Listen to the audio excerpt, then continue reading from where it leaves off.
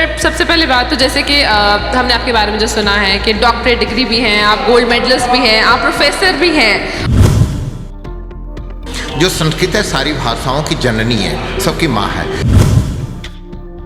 ज्योतिष में हमारे जीवन में ज्योतिष जो है व्यक्ति के भाग्य को परिवर्तन कर सकता है, व्यक्ति के सत्मार्ग दे सकता है।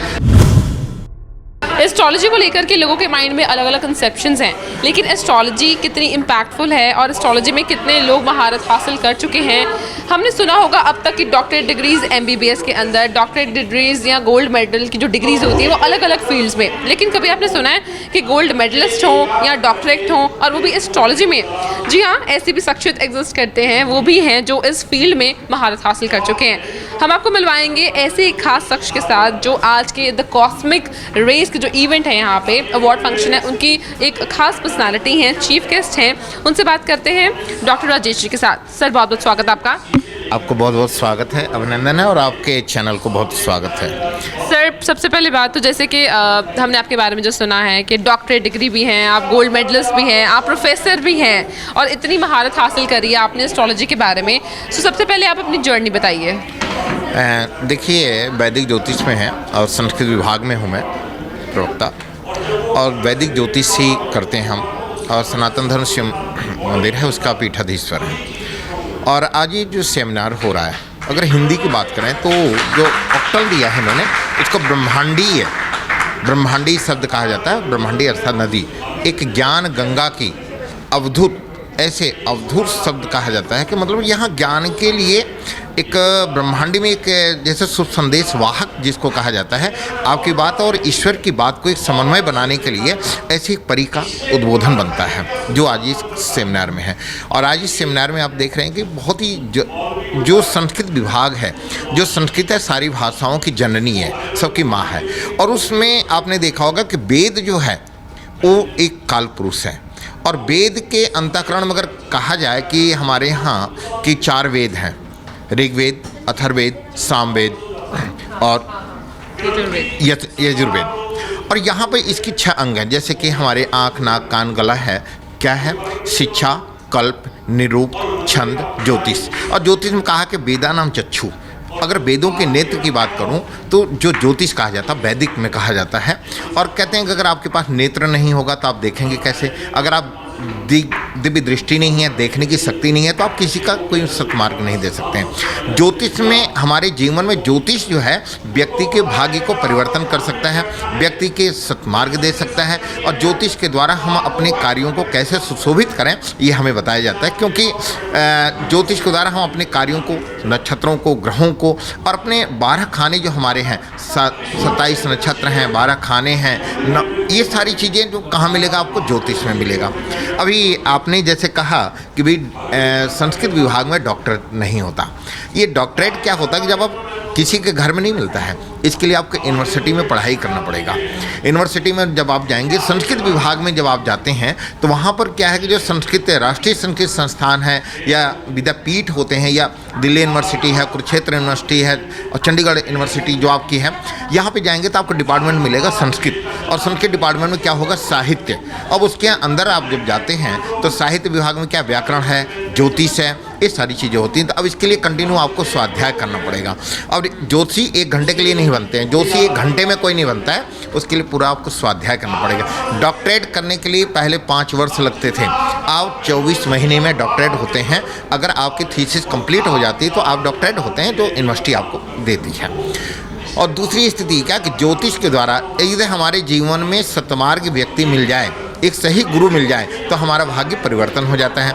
तो ऐसे में जो ऑक्टल है, जो ब्रह्मांड की अवार्ड्स जो आज है, ऐसे में जो हमारी जैस्मिन बहन जी हैं, इनके यहाँ बहुत सारे स्टूडेंट्स हैं जिसको स्वाध्याय कराती हैं, और ये शुभ संदेश वाहक भी बनते हैं कि ये बताती हैं कि जो ब्रह्मांडीय है ये कैसे हमारे जीवन में एक हमें शुभ संदेश देता है, एक ज्ञान कैसे होता है। ज्ञान के लिए क्या करना होगा? पढ़ना पड़ेगा, पढ़ने स्वाध्याय।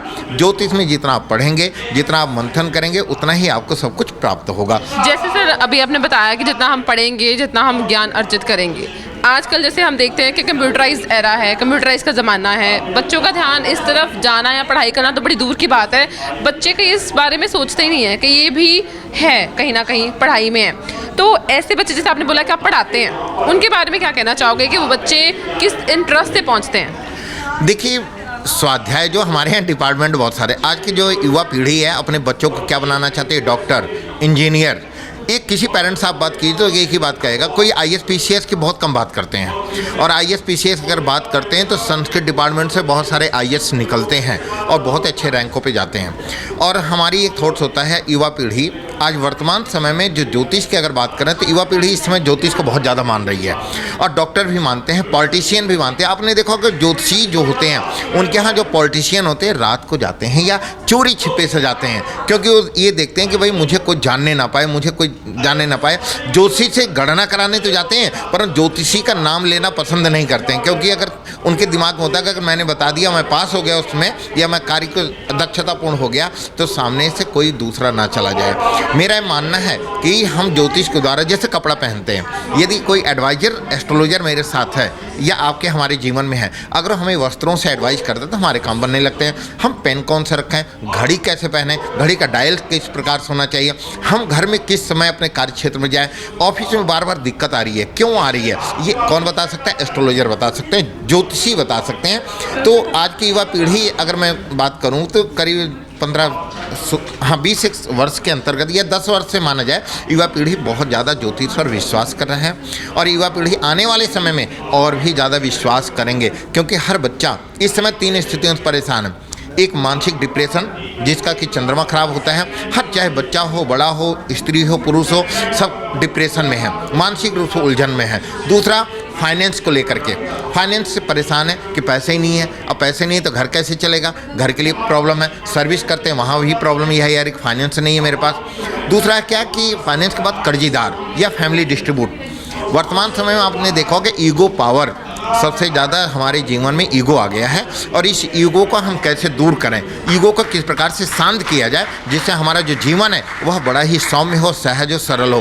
तो आज केवल मैं ये कहना चाहता हूँ आपके चैनल के माध्यम से कि हमें अपने घर में सुख शांति समृद्धि के लिए अपने बच्चों से बात करना चाहिए, अपने परिवार में एक शाम के समय अपने परिवार के साथ बैठना चाहिए और एक दूसरे की बात को जानना चाहिए। इस प्रकार से यदि आप कार्य करते हैं तो आपको लाभ की प्राप्ति होगी। दूसरी स्थिति है कि जो इस सेमिनार होते हैं ज्ञान गंगा, यहाँ बहुत सारे पेरेंट्स भी आते हैं और पेरेंट्स आने के बाद यहाँ कुछ सीख करके जाते हैं, क्योंकि बड़े बड़े जोशी आते हैं, कुछ न कुछ बताते हैं। मगर मेरा ये कहना है यदि आप ज्ञान के समुद्र के ब्रह्मांडीय क्षेत्र में यदि आप आए हैं तो कुछ ले करके जाएं और अपने बच्चों को अपना संस्कार भूलने ना दें। अपने संस्कार की पुनर्जीवित करेंगे तो आपके बच्चे आपके संस्कार के अनुकूल आपकी बात को मानेंगे। और आने वाले समय में हर व्यक्ति चाहता है कि मेरा बच्चा बहुत बड़ा अफसर बने, बहुत बड़ा ज्ञानी बने, बहुत बड़ा इंजीनियर बने। ये कैसे बन सकता है? एक ज्योतिषी के माध्यम से, एक ज्ञान के मार्गदर्शक से बन सकता है। और ये आज का एक थीम होगा और इसी अनुकूल या आपके चैनल के माध्यम से ये कहूँगा कि हमें अपने संस्कार को पुनर्जीवित रखने की आवश्यकता है। एक बात और, जैसे आपने बोला कि उनको चाहिए बच्चों को बताएं, सब चीज़ें मैनेज करें या मार्गदर्शन करें, तो आजकल की डेट पे कुछ लोग इसको मानते ही नहीं है और जो मानते हैं उसमें से कई लोग कहते हैं कि सारे ज्योतिषी, अब जैसे आपने बोला पढ़ाई करी है,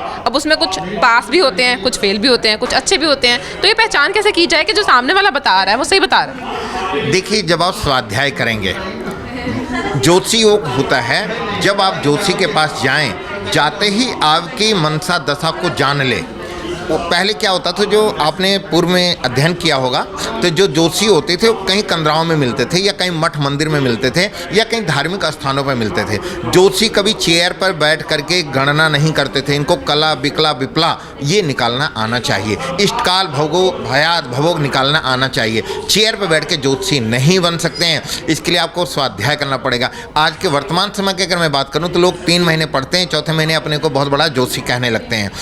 गुरुकुल में आप जाएंगे, जो लोग जानते हैं क्या, प्रथमा, उत्तर मध्यमा, शास्त्री, आचार्य, उसके बाद डॉक्टरेट करते हैं, डिलीट करते हैं, बहुत सारे कार्यों को करने के बाद भी जल्दी से वो अपने को परिपूर्ण नहीं कह सकते हैं। तो 1 घंटे में कैसे ज्योतिषी अपने का, यदि आपको सही मार्गदर्शक मिल गया, ज्ञानी सही मिल गया तो आपका जीवन धन्य कर देगा। नहीं तो अगर ज्योतिषी गलत मिल गया तो मान लेना दोस्तों कि कहीं कहीं हम भटक गए, और भटक गए तो हमारा जीवन अंधकार हो जाएगा। बहुत बहुत शुक्रिया सर, बहुत बहुत शुक्रिया। तो जैसे कि सर ने बताया हमें कि ज्योतिषी एक मार्गदर्शक होता है, अगर वो सही हो तो ज़िंदगी में खुशहाली आ सकती है, और अगर वो कहीं गलत मिल जाए तो ज़िंदगी ख़राब भी कर सकता है। उम्मीद करती हूँ ये जो आपको चीज़ें बताई गई हैं ये आप ज़िंदगी में उतारेंगे और उसके बारे में कुछ सीखेंगे। कैमरामैन जसप्रीत के साथ शिवानी, स्काई न्यूज़ पंजाब।